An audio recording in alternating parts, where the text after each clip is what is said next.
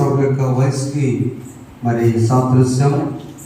మనం కూడా 3 పదులు అనగా దేవుని సన్నిధిలో మరి 30 దినాలు 30 వాక్యాలు విన్నామంటే ఆశీర్వాదకరం. కనుక ఈ దినాన అమ్మగారు వచ్చి ఆశీర్వదించినటువంటి ఇస్సాకు గురించి ధ్యానం చేసి ఆహ్వానిస్తున్నాం. దయచేసి అందరూ కూడా మౌనంగా ఉందాం. ప్రభునామం మీ అందరికీ వందనాలు. ప్రైజ్ లో అందరికీ వందనాలు. మీడియా కూడా ప్రత్యేక వందనాలు తెలియజేస్తున్నా.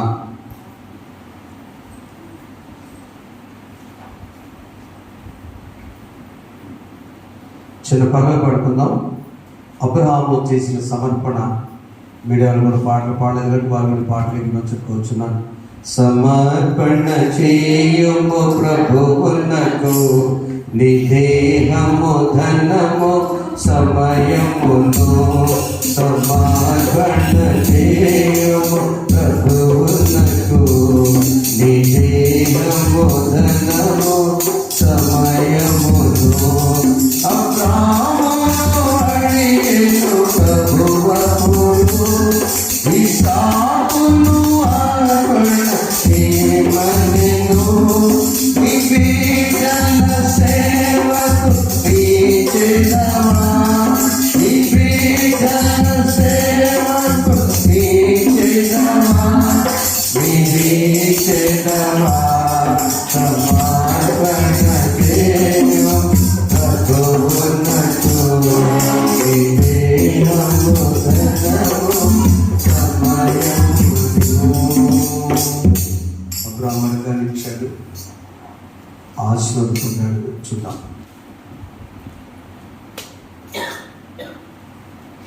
దేవునామానికి స్తోత్రములు. మీ అందరికీ నా హృదయపూర్వక వందనములు. నిర్వహిస్తున్న వారికి కూడా నా హృదయపూర్వక వందనములు.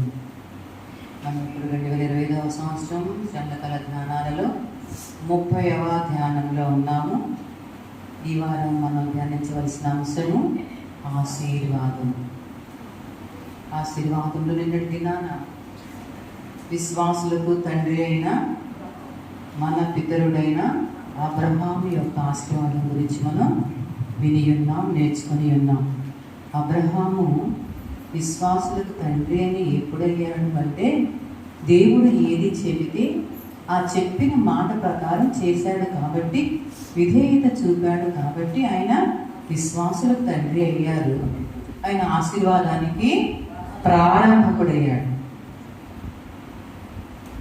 ఈరోజు మనం ఇస్సాకు యొక్క ఆశీర్వాదం గురించి కొన్ని నిమిషాలు ధ్యానం చేద్దాం. చిన్న ప్రార్థన. ప్రేమ గల ప్రియ పరలోకపు తండ్రి, మీ బంగారు పాదములకు వందనములు. ఈ 30వ దినాన ఇస్సాకు యొక్క ఆశీర్వాదం గురించి కొన్ని నిమిషాలు ధ్యానిస్తూ ఉండగా మా హృదయ ధ్యానము దేవా, మా తలంపులన్నీ నీ దృష్టికి అంగీకారం ఉన్నట్లుగా చేయమని ప్రార్థిస్తూ మా బిడ్డలందరి మనస్సులను మీ వైపు త్రిప్పుకొని వినగల చెవిని గ్రహించగల హృదయం అనుగ్రహించమని, నన్నును ప్రభుని యొక్క ఆత్మతో నింపి నడిపించమని యేసు నామములో అడిగి వేడుకొని ప్రార్థిస్తున్నాము తండ్రి, ఆమేన్. ఇస్సాకు యొక్క ఆశీర్వాదానికి మనం ధ్యానించడానికి ముందుగా అసలు ఇస్సాకు అంటే ఎవరు?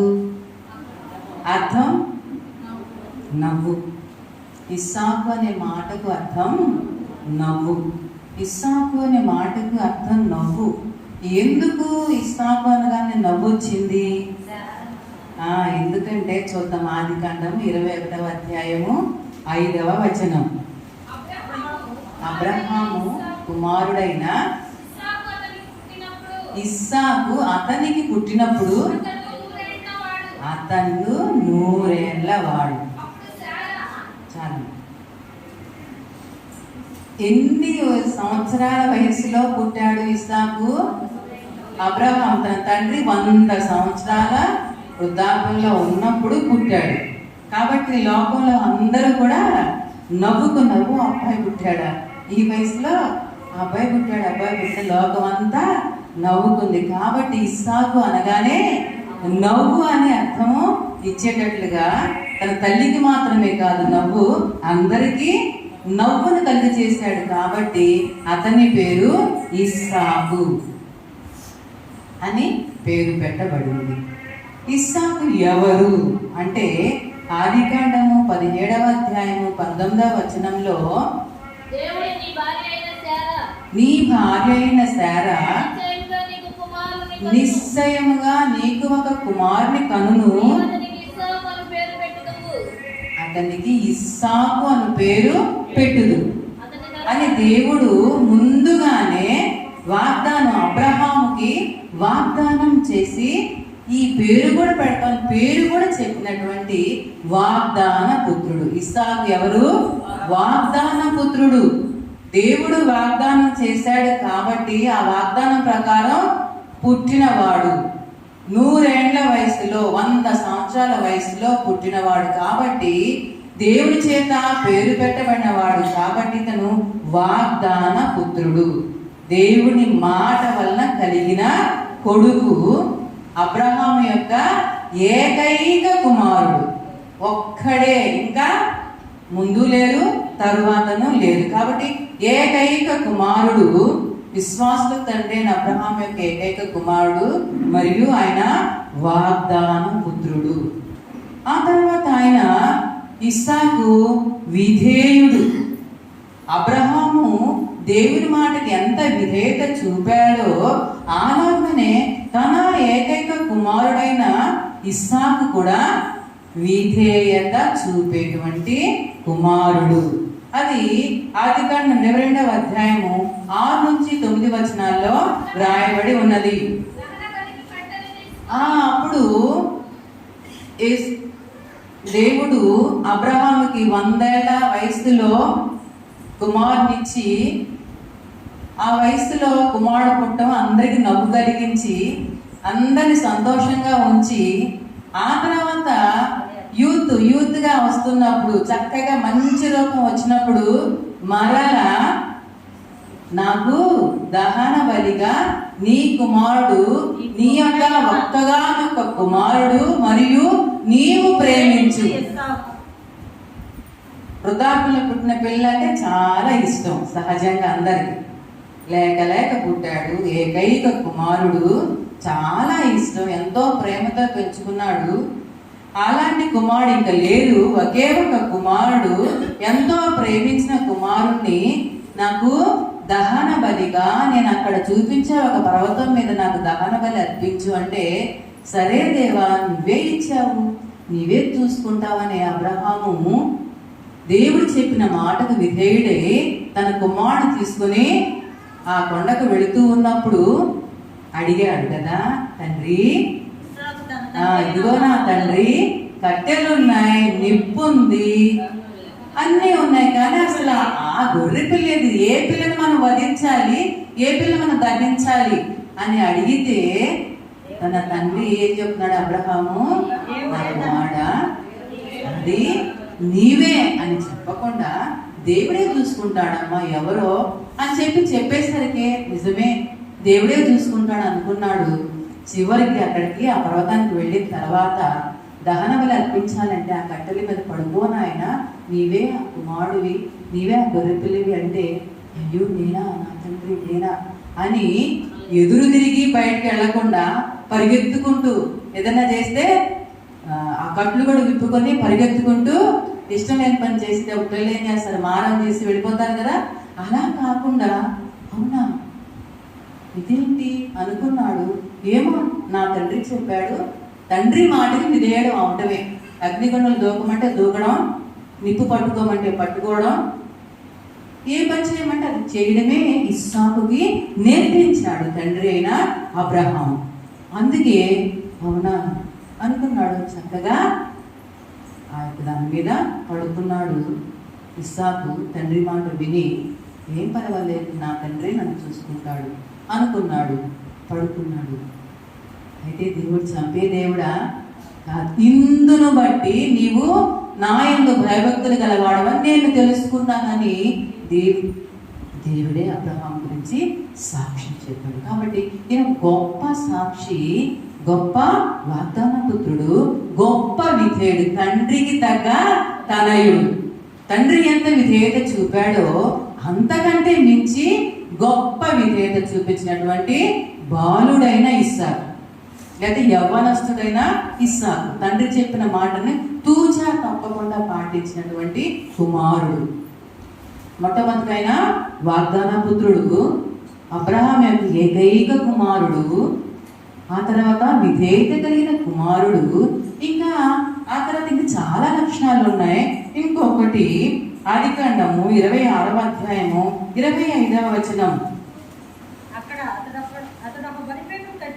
అక్కడ ఒక బలిపీఠం కట్టించి యెహోవా నామమున ప్రార్థన చేసి అతను తన గుడారము వేసెను. అతను ప్రార్థనాపరుడు. ఇస్సాకు ప్రార్థనాపరుడు, ప్రార్థన చేస్తాడు. తన తండ్రి ఏ విధంగా ప్రార్థన చేశాడో, తన తండ్రి ఏ విధంగా కుమారునికి ప్రార్థన చేయడం నేర్పించాడో ఆ విధంగానే ప్రార్థన చేస్తున్నాడు. ఆ విధంగానే అక్కడ బలిపీఠాన్ని కట్టించాడు. కాబట్టి ఇస్సాకు గొప్ప విధేయుడు, గొప్ప ప్రార్థనాపరుడు, గొప్ప విధేయుడు, గొప్ప ప్రార్థనాపరుడు, వాగ్దాన పుత్రుడు, ఏకైక కుమారుడు, తండ్రికి తగ్గ తనయుడు. ఈయన ఎలా ఆశీర్వదించబడ్డాడు? ఈరోజు ఆ ఇస్సాకు యొక్క ఆశీర్వాదం గురించి మనం తెలుసుకుంటున్నాం. అసలు ఆశీర్వాదం అంటే కష్టాలే రాకుండా ఉండడమా, బాధలే లేకుండా ఉండడమా, లేదా మనం అనుకున్నది అనుకున్నట్టుగా జరగడమా, ఎలాంటి ఇబ్బంది లేకుండా ప్రశాంతంగా ఇలాంటి మంచి దారిలో నడవడమా? ఇవే ఆశీర్వాదం అంటే? అసలు ఆశీర్వాదం అంటే ఏంటో చూద్దాం. కీర్తన 20వ కీర్తన మనకు తెలుసు. 20వ కీర్తన ఎంతమందికి వచ్చు? మనం చాలా కంఠస్థం చేసుకున్న 20వ కీర్తన. మరలా ఒకసారి ఆశీర్వాదం కావాలి అంటే 20వ కీర్తన మరలా మనం ధ్యానం చేసుకుందాం, జాగ్రత్త జ్ఞాపకం తెచ్చుకుందాం. ఆపత్కాలమందు యెహోవా నీకు ఉత్తరమిచ్చును గాక, యాకోబు దేవుని నామము నిన్ను ఉద్ధరించును గాక, పరిశుద్ధ స్థలంలో నుండి ఆయన నీకు సహాయం చేయును గాక, సియోనును నిన్ను ఆదుకును గాక, ఆయన నీ నైవేద్యములన్నిటినీ జ్ఞాపకము చేస్తును గాక, నీ దహన బలులను అంగీకరించును గాక, నీ కోరికను సిద్ధింపజేసి నీ ఆలోచన యావత్తును సఫలపరచును గాక. యెహోవా నీ రక్షణ బట్టి మేము జయోత్సాహం చేయుచున్నాము, మా దేవుని నామమును బట్టి మా ధ్వజము ఎత్తుచున్నాము. నీ ప్రార్థనని యెహోవా సఫలపరచును గాక, నీ కోరికను సిద్ధింపజేసి నీ ఆలోచన యావత్తును సఫలపరచును గాక. ఇవన్నీ ఆశీర్వాదం. ఇవి ఆశీర్వాదం అంటే ఆపద రాకుండా ఉండటం కాదు, ఆపదలో నీ దేవుడికి తోడుగా ఉండడం. నీవు మొరపెట్టడం కాదు, మొర పెట్టకుండా ప్రశాంతంగా ఉండటం కాదు. నీ మొరపెట్టినప్పుడు నీ దేవుడు నీ మొరను ఆలకించి నీకు సమాధానాన్ని ఇవ్వడం, నీ బలులన్నిటినీ అంగీకరించడం, నీ ప్రార్థనలన్నింటినీ సఫలం చేయడం. ఇది ఆశీర్వాదం అండి. మరి ఈ ఆశీర్వాదాన్ని ఇస్సాకు ఏ విధంగా మరి ఆయన తీసుకొచ్చాడో, ఏ విధంగా పొందుకున్నాడో చూద్దాం. ఆశీర్వాదం అనగా ఇవన్నీ మనకి రావడం, కష్టాల్లో మనకు అండగా ఉండడం, దేవుడు మనల్ని కరుణించడం, కాపాడడం, మన కోరికలన్నింటినీ సఫలం చేయడం, ఆయన దారిలోకి మనల్ని రప్పించుకోవడం, ఇదే ఆశీర్వాదం. అయితే మొట్టమొదటిగా దేవుడు నరులను చేసిన తర్వాత ఇచ్చినటువంటి మొట్టమొదటి ఆజ్ఞ ఈ యొక్క ఆశీర్వాదం. చూద్దామా? ఆదికాండం 1వ అధ్యాయము 28వ వచనం. దేవుడు వారిని ఆశీర్వదించెను ఎట్లనగా, మీరు ఫలించి అభివృద్ధి పొంది విస్తరించి భూమిని నిండించి దానిని లోపరుచుకొనుడి. ఇది ఆశీర్వాదం. ఏమని ఆశీర్వదించాడు? మొట్టమొదటి మీరు ఫలించండి.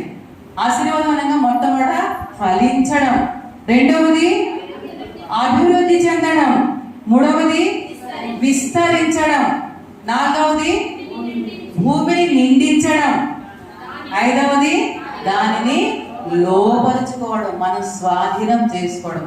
ఇది ఆశీర్వాదం. దేవుడు ఇచ్చినటువంటి గొప్ప ఆశీర్వాదం అది. మరి అబ్రహాము కుమారుడైన ఇస్సాకు ఈ యొక్క ఆశీర్వాదాన్ని ఏ విధంగా పొందుకున్నాడో చూద్దాం. మొట్టమొదటి ఆశీర్వాదం అనగా మనం తెలుసుకుందాం, ఫలించుట. ఒక వ్యక్తి ఫలించాలి అంటే తను ఒంటరిగా ఉంటే ఫలిస్తాడా? ఫలించడం అంటే ఇప్పుడు చెట్టు ఉంది, అది ఫలిస్తుంది అంటే అర్థం దానికి పండో పువ్వో ఏదో ఒకటి రావాలి. రాకుండా పండ్లు కానీ పూలు కానీ పూయకుండా ఒట్టి ముద్దే ఉందనుకోండి, అది ఫలించినట్టు లెక్క కాదు. ఫలించడం అంటే నీలాంటి నీ రూపంలో నీ స్వరూపంలో ఇంకో దాన్ని ఉత్పత్తి చేయడం. ఉత్పత్తి చేయాలంటే అక్కడ వివాహం కావాలి. వివాహం ఎన్ని సంవత్సరాలకి జరిగింది? ఇప్పుడు మనం చదువుకున్నాం కదా, ఎప్పుడు జరిగింది అసలు? ఇప్పుడే మనం చదువుకున్నట్టు 25వ అధ్యాయం 11వ వచనం. ఇస్సాకు ఎప్పుడు జరిగింది వివాహం? అబ్రహాము మృతి నొందిన తరువాత దేవుడు అతని కుమారుడు ఇస్సాకును ఆశీర్వదించెను. ఈ ఆశీర్వాదం ఎప్పుడు మొదలైంది? అబ్రహాము చనిపోయిన తరువాత ఇది మొదలైంది. అంతకుముందు ఈయనకి వివాహం ఎప్పుడు జరిగింది? శారా తల్లి చనిపోయిన తర్వాత వివాహం జరిగింది. ఏ వయసులో జరిగింది? 40 సంవత్సరాల వయసులో వివాహం జరిగింది. అప్పటి వరకు ఎంత వివాహం కరెక్ట్ సమయానికి అవ్వకపోతే అది బాధే, ఇబ్బందే ఒక రకంగా. కానీ ఆ ఇబ్బందిని ఆయన ప్రార్థనాపరుడు, ఆయన విధేయుడు కాబట్టి, ఆయన వాగ్దాన పుత్రుడు కాబట్టి, ఆయన ప్రార్థనాపరుడు కాబట్టి అంతసేపు బాగా వెయిట్ చేశాడు, ప్రార్థించుకున్నాడు. 40 సంవత్సరాల్లో వివాహం జరిగింది. ఓకే, వివాహం అయిపోయింది. ఇంకా ఫలింపు రావాలి. ఫలింపు రావాలి అంటే పిల్లలు పుట్టాలి. పిల్లలు ఏ టైంకి పుట్టారు? వెంటనే పుట్టారు, సంవత్సరంలోనే. లేకపోతే 5 సంవత్సరాలకు పుట్టారా? 10 సంవత్సరాలకు పుట్టారా? కాదు. ఆయన చూద్దామా ఎప్పుడు పిల్లలు పుట్టారో ఇస్సాకుకి? 25వ అధ్యాయం 26వ వచనం. తరువాత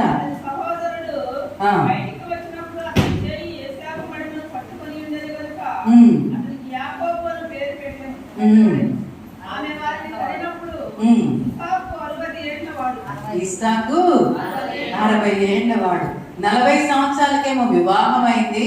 పోన్లే అలాగే వివాహం జరిగిందిలే అనుకుంటే, పిల్లని త్వరగా పుడతారు అనుకుంటే, పిల్లలేమో ఇంకా 20 ఏళ్ల తర్వాత 60 సంవత్సరాలకి 2 పిల్లలు ఒకేసారి డబల్ బ్లెస్సింగ్స్ ఇచ్చాడు దేవుడు. ఫలించాడు. కాబట్టి దేవుడు ఇచ్చిన ఆశీర్వాదం ప్రకారం ఆయన ఫలించాడు. మొట్టమొదటి ఆశీర్వాదం అంటే ఫలించడం. తర్వాత రెండవది అభివృద్ధి చెందడం. ఎలా అభివృద్ధి చెందడం అది కూడా చూద్దాం. చూడండి 26వ అధ్యాయము 12-13 వచనాలు. ఇస్సాకు ఆ దేశమందున్నవాడై విత్తనము వేసి ఆ సంవత్సరము 100 ఫలము పొందెను. యెహోవా అతనిని ఆశీర్వదించెను గనుక ఆ మనుష్యుడు గొప్పవాడాయను.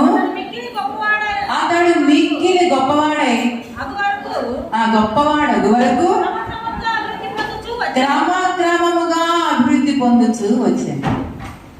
ఒకేసారి రావడం కాదు, క్రమక్రమముగా అభివృద్ధి పొందుతూ వచ్చాడు. ఇస్సాకు దేవుడిచ్చిన ఆశీర్వాదం ఎలా పొందుకున్నాడు? మొట్టమొదటిగా ఫలించాడు. రెండవదిగా క్రమక్రమంగా అభివృద్ధి చెందాడు. ఎలా అభివృద్ధి చెందాడు? దేవుడు అతనికి తోడై ఉన్నాడు కాబట్టి అతను కష్టపడి పని చేశాడు. ఆ పనిని దేవుడు అభివృద్ధి చేశాడు. ఆశీర్వాదం అనగా ఫలించడం, రెండవది అభివృద్ధి చెందడం, మూడవది విస్తరించడం గురించి కూడా సామెతల గ్రంథం 10వ అధ్యాయము 22వ వచనం. సామెతల గ్రంథము 10వ అధ్యాయం 22వ వచనం. ఎలా గొప్పవాడయ్యాడు, ఎలా అభివృద్ధి చెందాడు? యెహోవా ఆశీర్వాదము ఐశ్వర్యం ఇచ్చిన ఆయన గొర్రెలు గొడ్లు చాలా కలిగి అభివృద్ధి చెందాడు. ఇది మూలంగా మనం తెలుసుకొనవచ్చును. కాబట్టి ఆశీర్వాదం అనగా ఫలించడం, అభివృద్ధి చెందడం. యెహోవా యొక్క ఆశీర్వాదం ఐశ్వర్యాన్ని ఇస్తుంది. మనం ఏ స్థితిలో ఉంటే అదే స్థితిలో ఉండకుండా నీవు కష్టపడి పనిచేసి 100 ఫలాన్ని పొందడమే ఆశీర్వాదము. ఆ తర్వాత మూడవది విస్తరించడం. నీవంతటా నీవు అభివృద్ధి చెంది అక్కడే ఉండడం కాదు, నీవు విస్తరించాలి. విస్తరించడం కూడా అది ఆశీర్వాదం కిందకే వస్తుంది. చూద్దామా, ఇప్పుడే మనం చదువుకుందాం. ఆదికాండం 26వ అధ్యాయము 24, 25 వచనములు. ఆ రాత్రియే ఆ రాత్రియే యెహోవా అతనికి ప్రత్యక్షమై, యెహోవా అతనికి ప్రత్యక్షమై, నేను నీ తండ్రి అయిన అబ్రహాము దేవుడను, నేను నీ తండ్రి అయిన అబ్రహాము దేవుడను, నేను నీకు తోడై ఉన్నాను నేను నీకు తోడై ఉన్నాను గనుక భయపడకుము. నా దాసుడైన అబ్రహామును బట్టి నా దాసుడైన అబ్రహామును బట్టి నిన్ను ఆశీర్వదించి నిన్ను ఆశీర్వదించి నీ సంతానమును నీ సంతానమును విస్తరింపచేసేదనని చెప్పెను. విస్తరింపచేసేదనని చెప్పాను. విస్తరించడం, నీ తండ్రి అయిన అబ్రహామును బట్టి. ఆశీర్వాదం అంటే తండ్రి దగ్గర నుంచి విస్తరించడం అంటే, ఆశీర్వాదం అంటే అది వారసత్వం. తండ్రి నుంచి కుమారునికి రావడం, కుమారు నుంచి ఆ కుమారునికి రావడం. కాబట్టి ఆశీర్వాదం అంటే అది వారసత్వం. ఆశీర్వాదం అనేది వారసత్వం. నీవు ఆశీర్వదించబడితే నీ బిడ్డలు కూడా ఆశీర్వదించబడతారు, వారి బిడ్డలు కూడా ఆశీర్వదించబడతారు. ఒకవేళ నీవు ఆశీర్వదింపబడకపోతే ఏం చేస్తాం? నీ పిల్లలు కూడా ఆశీర్వదించబడరు, వారి పిల్లలు కూడా. అదే ఏది కావాలి మనకి? ఆశీర్వాదం కావాలా, లేకపోతే ఆశీర్వాదం లేనటువంటి పరిస్థితులు కావాలా? మనకి ఆశీర్వాదమే కావాలి, ఆశీర్వాదమే కావాలి. దేవుడు మనల్ని ఆశీర్వదించాడు, ఫలింపచేశాడు, అభివృద్ధి చెందించాడు, విస్తరింపచేశాడు. ఇంకా ఆ తర్వాత భూమిని నిందించుకోవడం, ఆ తర్వాత దానిని లోపరుచుకోవడం. మనం ఏది చెప్తే అది మన మాట వినేటట్టు. అలాగున ఇస్సాకును కూడా దేవుడు ఆశీర్వదించాడు. అయితే మనల్ని కూడా దేవుడు ఆశీర్వదించాడు. మన పనులన్నింటిలో తోడుగా ఉన్నాడు. మనకు కావాల్సిన ఆరోగ్యం ఇచ్చాడు, మనకు కావాల్సిన మన బిడ్డల్ని ఇచ్చాడు, మన బిడ్డల యొక్క కష్ట నష్టాల్లో తోడుగా ఉన్నాడు. ఇంత ఆశీర్వాదం ఇచ్చినటువంటి దేవుణ్ణి మీరు ఏ విధంగా ధ్యానిస్తూ ఉన్నారు? చివరిగా పేతురు రాసిన మొదటి పత్రిక 3వ అధ్యాయము, పేతురు రాసిన మొదటి పత్రిక 3వ అధ్యాయము 9వ వచనం. మీరు ఆశీర్వాదములకు వారసులగుటకు పిలువబడితిరి గనుక కీడుకు ప్రతి కీడైనను దూషణకు ప్రతి దూషణైనను చేయగా దీవించుడి. మీరు ఆశీర్వాదానికి పిలువబడ్డారా, లేకపోతే ఆశీర్వాదం పొందకుండా ఉండడానికి పిలువబడ్డారా? ఆశీర్వాదం పొందడానికే పిలువబడ్డారు. కాబట్టి ప్రియమైన దేవుని బిడ్డలారా, మీరు ఆశీర్వదింపబడాలి అంటే ఇస్సాకు వలె విధేయత కలిగిన పుత్రులుగా, వాగ్దాన పుత్రులుగా, అలాగనే ప్రార్థనా పరులుగా ఉన్నట్లయితే మీ దేవుడు నిన్ను ఆశీర్వదిస్తాడు. ఎట్లనగా మీరు ఫలించి అభివృద్ధి పొంది విస్తరించి భూమిని నిండించి దానిని లోపరుచుకునేటువంటి గొప్ప ఆశీర్వాదాన్ని దేవుడు కలిగిస్తాడు. ఇవన్నీ మనకు లేవా? మనం ఇప్పుడు ఆశీర్వదింపబడిన వారమా కాదా? ఆశీర్వదింపబడిన వారమా కాదా? మనకి ఏమి లేకుండా ఉన్నాయి. ఇప్పుడు కరెంటు పోయింది బయట, కానీ దేవుని సన్నిధిలో ఆనందించడానికి దేవుడు ఇచ్చాడు కదా, గొప్ప వెలుగుని ఇచ్చాడు. చప్పట్లు కూడా దేవుని నామాన్ని మహిమపడతాం. మనం ఆశీర్వాదింపబడడానికే వచ్చాం. మనం ఆశీర్వదింపబడ్డాం ఆల్రెడీ. ఆశీర్వదించబడిన తరువాత ఇంకా బయట ఎందుకు? దేవాలయంలోకి రండి, దేవుని స్తుతించండి, యెహోవాను స్తుతించుడి. అన్ని జనులారా, సమస్త జనులారా యెహోవాను స్తుతించుడి. కాబట్టి మనందరం స్తుతించేటువంటి బిడ్డలుగా ఉన్నామా, లేక ఇంకా బయట ఇంకా నాకేదో లేదు, ఇంకా ఏదో నిరుత్సాహంలో ఉన్నామా? అదే కనుక యెహోవా చేత నేను ఆశీర్వదించబడదానని ఎంచితే ఈ పాట పాడుకుందాం. యెహోవా చేత ఆశీర్వదింప పడిన వాడా, లోపలికి రావా, బయట నిలువనేలా, యెహోవా చేత ఆశీర్వదింప పడిన వాడా, లోపలికి రావా, బయట నిలువనేలా, దేవుని రక్షణ ఓడలోపల రక్షింపబడే నోవాహు, దేవుని రక్షణ ఓడలోపల రక్షింపబడే నోవాహు, దేవుని మాట వినక వెలుగుతున్న ప్రజలు, దేవుని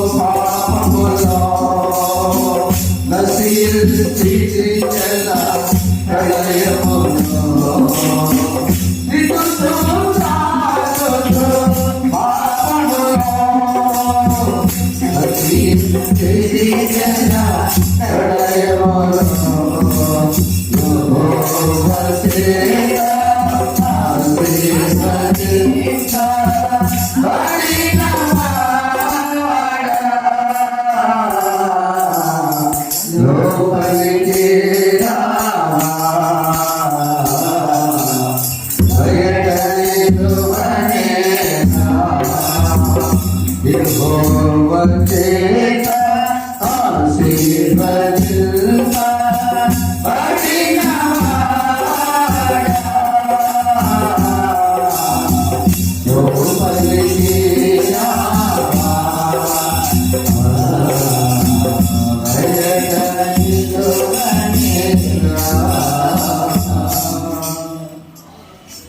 ఎవరైతే నేను దేవుని చేత ఆశీర్వదించబడ్డాను అని అనుకున్నారు వారెవ్వరు కూడా వెలుపల ఉండకూడదు, లోపలికే రావాలి. దేవుని రక్షణ ఓడలోనికే రావాలి. వెలుపల ఉంటే నశించిపోతారు.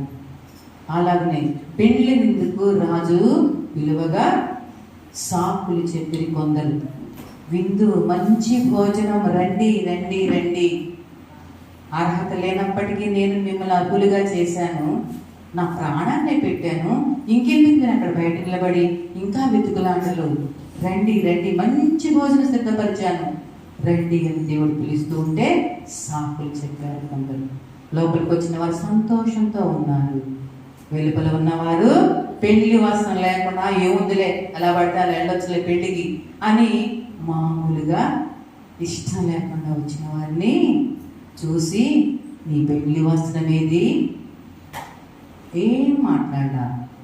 తనకు తెలుసు పెళ్లి విందుకు రావాలి అంటే పెళ్లి వస్త్రం, మంచి పట్టు వస్త్రాలు, మంచి వస్త్రాలు, శుభ్రమైన వస్త్రాలు ధరించుకొని రావాలి తెలుసు. కానీ ఏముందిలే అని వచ్చాడు. ఎందుకు వేసుకురాలేదంటే నాకు తెలియదేమని చెప్పొచ్చుగా, తెలియకపోతే కానీ అతనికి తెలుసు కాబట్టి మౌనంగా ఉన్నాడు. వెంటనే తీసుకెళ్ళి వీళ్ళు కాళ్ళు చేతులు కట్టి చీకట్లో వేసేయండి. చీకట్లో నశించిపోయాడు. కాబట్టి ప్రియమైన దేవుని బిడ్డలారా, నీ దేవుడు నీకు ఇన్ని ఆశీర్వాదాలు ఇస్తే నీవు నేను ఆశీర్వదించబడ్డాను, నా దేవుడు నా కోసం పెళ్లి విందును సిద్ధం చేశాను, నేను వెళ్ళి ఆ పెళ్లి విందులో పాల్గొని నేను సంతోషిస్తానని సంతోషాన్ని కోరుకుంటావా? లేదు ఏవద్దు అని సాకులు చెప్పుకుంటూ బయట కూర్చుంటావా? జీవమా ఆశీర్వాదమా మరణమా, జీవమా మరణమా, ఆశీర్వాదమా శాపమా, రెండూ నీ ఎదుటే ఉన్నాయి. నీవేది కోరుకుంటావో. అయితే దేవుడు ప్రేమామయుడు కాబట్టి నీవు శాపాన్ని కోరుకోవద్దు, నాశనాన్ని కోరుకోవద్దు, జీవాన్నే కోరుకోండి అని దేవుడు సెలవిచ్చాడు. కాబట్టి జీవాన్నే కోరుకోండి.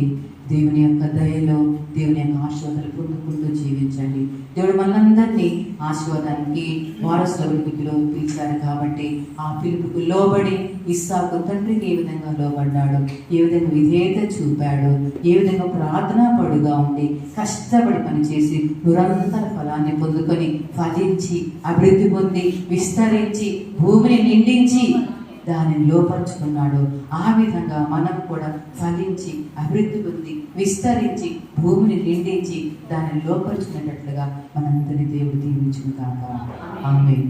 అవకాశం ఇచ్చిన వారికి సంఘానికి వేడుకసారి మరొకసారి ధన్యవాదాలు.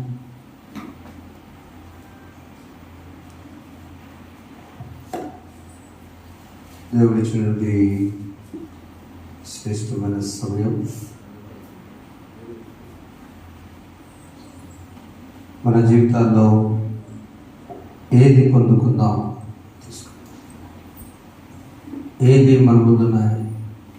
అబ్రహాము ఆశీర్వాదం. అబ్రహాము ఒకటే తెలుసు, దేవుని నమ్మటం. రెండవది అబ్రహాము ఒకటే తెలుసు, దేవుని నమ్మటమే కాదు, ఆయన ఏం చెప్తే ఆయన చేయటం, నమ్మటం చేయటం తెలుసు. మూడవది నమ్మటం చేయటం కాదు, నడవటం కూడా తెలుసు. అబ్రహాం అవునా, ఎక్కడికంటే అక్కడికి వెళ్ళాడు.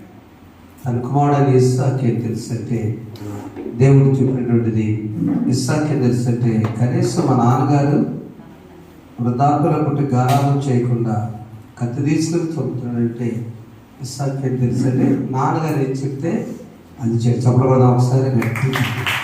విధేయతాపుత్రుడు, వాగ్దాన పుత్రుడు. ఈరోజు నా జస్ట్ కరెంటు పోతేనే తెలియకుండా చర్చిలో మనం టెన్షన్ గురవుతాం కదండి. ఏమవుతుంది, ఏం కాదు. చాలాసేపు ఈరోజంతా కరెంట్ లేకుండా నేను ఉన్నాను మన ఇంట్లో బాబు. చాలాసేపు ఉన్నాం. అతిథులు వచ్చారు, విసురుకుంటారు కూడా అవకాశం. కిటికీలన్నీ తీమన్నాను, తీసినా కూడా ఏమైంది, నిజమే కదా. ఆ దినాల్లో దేవుని ఆశీర్వాదం. అమ్మగారు చెప్పినట్టు కరెంట్ పోతే ఇన్వర్టర్ ఇచ్చారు, వందనాలు చూసి. ఇంటి దగ్గర లేదేమో, ఏమైంది. కానీ ఏమి లేకపోతే ప్రమాదం అంటే పెండి వస్త్రం లేకపోతే ప్రమాదం. భక్తి, కనిపించే భక్తి లేని పరిస్థితులు అలా లేవు. ఈరోజు నా ఎడ్లపల్లి చౌదరి గారితో 2 నిమిషాలు సాక్ష్యం చెప్తాను. ఇద్దరు భార్యాభర్తలు రోజు వాకింగ్కి వెళ్తారు. సంవత్సరం తర్వాత ఈరోజు ఆయన చూసాను నేను. అంతమంది ఆయన చక్కగా ఉండేవాడు. ఆయన భార్యాభర్తను చూస్తే నాకు అసూ చేసింది. చక్కగా నడుచుకుంటూ వస్తారు, పోస్టర్లో పనిచేశారు. వారికి ఏం దిగులే ఉంది, హాయిగా రిటైర్డ్ అయిపోయారు, హాయిగా ఉన్నారులే అనుకున్నాను సంవత్సరం క్రితం. ఇప్పుడు ఆయన చూడగానే తెల్లగడ్డలు పెంచుకొని మధ్యలో ఇంకొక ఆమెను అడిగాను, ఇంకొక వాకింగ్కి వచ్చాము, స్కూల్ నుంచి వస్తామా శిరీష గారు, ఏమైంది సార్ కనపట్టదంటే, సార్ వాళ్ళ కుమార్తె చనిపోయింది. అరే ఫోన్ చేశారు, ఈరోజు కనిపించింది. నా మనసు పక్కన టైం అయినా కూడా ఎందుకు జరిగింది సార్ అంటే, ఏం లేదండి, అమ్మాయి మాకు కొంచెం దగ్గు వస్తుంటే ఏముంది లేదని చెప్పింది.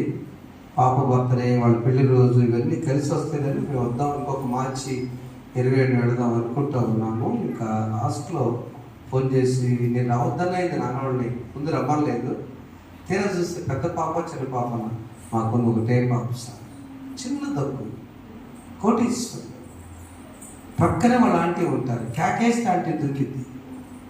ఏమిటిదంతా ఒక పిక్చర్ లాగా చెప్పాడు ఆయన. గండు గారి పరిచయం అమ్మాయిని తీసుకొచ్చి ఇక్కడ నేర్చేయాలి కొన్ని పనులు, పెద్ద ఆడవాళ్ళు ఇంకా ఆడపల్లి. మళ్ళీ నేను ఒకటే అన్నా సార్, తెలుసు మేము పాస్టర్ గారిని ఎడ్లపల్లితో ఒకటి మాత్రం సత్యం, మీకు కూతురు లేదన్న రుణాన్ని ఒక్క పాప పైకి వెళ్ళి మీకు 2 పాపలు ఇచ్చింది. నవ్వాడు ఆయన, చెప్పడం దేవుని హైదరాబాద్ అరుడు గారు పెంచుతాడు, కూతురు పెంచుతారు. ఇక్కడ మీకు దేవుడి 2 కుమార్తెలు ఇచ్చి. ప్రియమైన వాళ్ళరా, భయంకర దినాల్లో మనం ఉన్నప్పుడు ఆశీర్వాదం పొందుకోవడానికి రెడీ అవుదాం, సరి చేసుకుందాం, విధేయం చూద్దాం. ఎవరొస్తున్నారా, మీ తల్లిదండ్రులకు విధేయం చూపండి. సహోదరిలారా, యజమానులకు విధేయం చూపించండి. యజమానులారా, ఇస్సాకు ప్రార్థనా పరుడు పిల్లలు పుట్టిన మీద మాట అన్నాడా, ప్రార్థన చేసి సమస్యలు వస్తే భార్యను అంటారు కాదు, ప్రార్థన చేయాలి. సమస్యలు వస్తే భార్యను అంట కాదు, ప్రార్థన చేయాలి. అలాగే రెబెకా ఎలాంటిది? ఈ కుటుంబానికి తల్లి లేదు ప్రక్కన, అంటే అత్త లేదా, అత్త లేదు కాపురం. యజమానుడే ఉన్నాడు, వృద్ధాప్యులు ఉన్నాడు. ఆయనకి 122 సంవత్సరాలు. అబ్రాహాంకి యవనస్తులైన భర్త. ఏం చేయాలి ముసలాయంతో? ఎలా ఏం కాపాడుకోకుండా ఆమె వచ్చి ఆ కుటుంబం, అందుకని ఆ కుటుంబము ఆశీర్వదించిన కుటుంబం. దేవుడి కుటుంబాలాగా మన కుటుంబం ఆశీర్వదించిన గాక. మనం పరిశీలన చేసుకున్నాం. శిలువ యాత్రలో ప్రభువు యేసు కలువరిలో కాల్చిన రక్తధారలు అమ్మగారు ఎందుకు ఛాలెంజ్ ఇచ్చారు? ఇవాళ జీవమా మరణమా, ఆశీర్వాదమా శాపమా, రెండు మన చేతిలో ఉన్నాయి. వాటిని గుర్తు చేసుకుందాం, సరి చేసుకుందాం. ఇస్సాకుల విధేయత చూద్దాం. దేవుని దగ్గర విధేయతగా మోకరించి ప్రార్థనా పనులుగా ఉన్నాం. అలా నడిపించక పరిశుద్ధాత్మలు మనకు సహాయం చేయను గాక. ఆమె ప్రార్థన చేసుకుందాం. పరిశుద్ధానికి స్తోత్రం తండ్రి. ఆశీర్వదించబడి ఇస్సాకు నాయన ఫలించాడు, అభివృద్ధి చెందాడు, విస్తరించాడు, నిందించాడు, నాయన భూమిని నింపాడు. ఓ తండ్రి ఆశీర్వాదకరం కర్త అయ్యాడు. ఒక్కడే కొడుకు నా తండ్రి 60 సంవత్సరాలు అప్పుడు బిడ్డలు ఇచ్చారు. అబ్రహాంకు ఒక్కడు 100 సంవత్సరాలు ఇస్తే ఆయనకి 60 సంవత్సరాలు ఇద్దరిని ఇచ్చావు, కమల్ని ఇచ్చావు ప్రభా. 2 జనపదములని చెప్పావు తండ్రి స్తోత్రాలు. వారు నేడు ప్రపంచవ్యాప్తంగా విస్తరించారు. వాక్యం అవసరాలు దీవించండి. మేము కూడా నా తండ్రి యెహోవా చేత ఆశీర్వదించబడిన వారుగా, మేమందరం ఈ ఆశీర్వాదాలు పొందుకునే వారుగా చేయండి. యేసు నామములో ప్రతి కుటుంబం ఆశీర్వదించబడుగాక. ప్రార్థన, విధేయత, విశ్వాసము, క్రమశిక్షణ కలిగిన జీవితాలు జీవించకుండా దయచేయండి. వాతావరణాన్ని అనుకూలపరచండి. ఏ పరిస్థితుల్లో నీ కృప తప్ప మేము జీవించలేము నాయన. అలాంటి నీ కృపను పొందుకునే వారిగా చేయండి. యేసు నామములో వేడుకొంచున్నాము తండ్రి, ఆమేన్. పరలోకమందున్న మా తండ్రి, మీ నామం పరిశుద్ధపరచబడుగా, మీ రాజ్యము వచ్చుగాక. మీ చిత్తము పరలోకమందు నెరవేర్చినట్టు భూమి యందు నెరవేరుగాక. మా ఆహారమును మాకు దయచేయండి. ఆడల అపరాధం చేస్తున్నారు మేము క్షమించిన ప్రకారం మా అపరాధములను క్షమించు. శోధనలు తేక దుష్కృపము తప్పించు. రాజ్యము, శక్తియు, మహిమ నిరంతరము నీవే ఉన్నవి. ఆమేన్. మన తండ్రి దేవుని ప్రేమ, ప్రభువైన యేసుక్రీస్తు వారి కృప, పరిశుద్ధాత్మ గణ్య సహవాసము ఆశీర్వదింపుడి సాకుని ప్రతి కుటుంబం, ప్రతి వ్యక్తి ఆశీర్వదించబడును గాక. ఆమేన్. ప్రకాల అల్లెకు కోటు గ్రకోణ చేతి నేనే మీకి బాధి చేతినే మాకు చూపెతివయ్యా. అపరాధిని యేసయ్యా కృప చూపి ప్రభువయ్యా.